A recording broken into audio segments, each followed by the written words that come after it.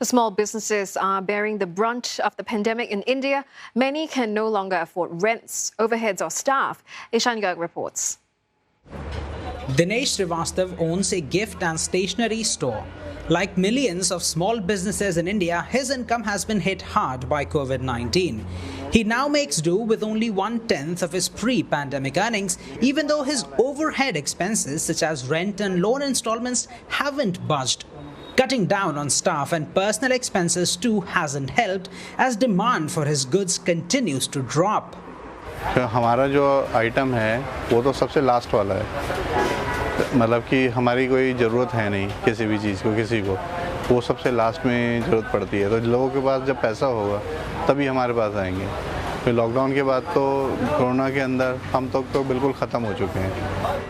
The government announced an $85 billion financial relief package in June, but most of it has been in the form of credit or loan guarantees for businesses.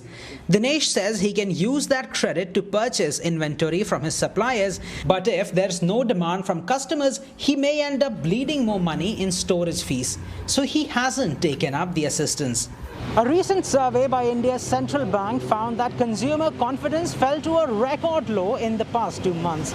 This means that most people are not willing to spend money because of the current economic climate.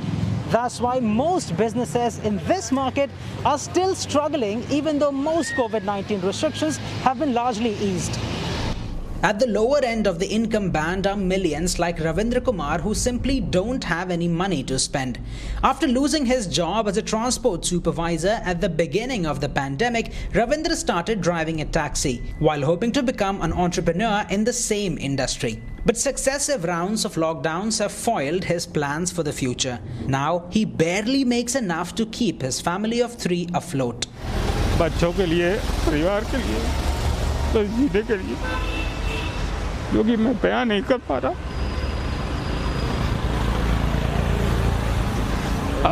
अपने दर्द को मैं बयान नहीं कर पा रहा हूँ। बच्चों के लिए, बस अपने परिवार के भरण पोषण करने के लिए बस। While the government has periodically made cash transfers to the poorest like Ravindra, they've often been in lieu of food and fuel subsidies, pensions and scholarships. This has not added to their disposable income. So far, the government says it has paid more than $236 billion to nearly 900 million beneficiaries. But economists and industry bodies say the government should make more regular direct cash transfers that boost their spendable income.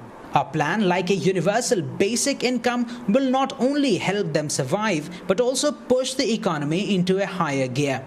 It does help the economy overall, because that person will use that money to go and purchase something which will have a multiplier effect throughout the economy.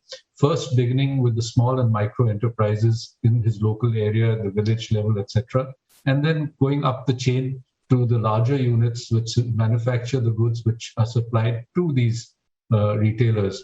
Opposition parties too are now asking the government to pay $100 a month to millions like Ravindra so they can get out and spend.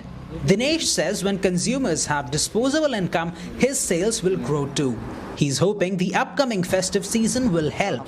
But if the pandemic takes yet another turn for the worse, he's afraid his business may shutter for good. Ishan Garg, CNA, New Delhi.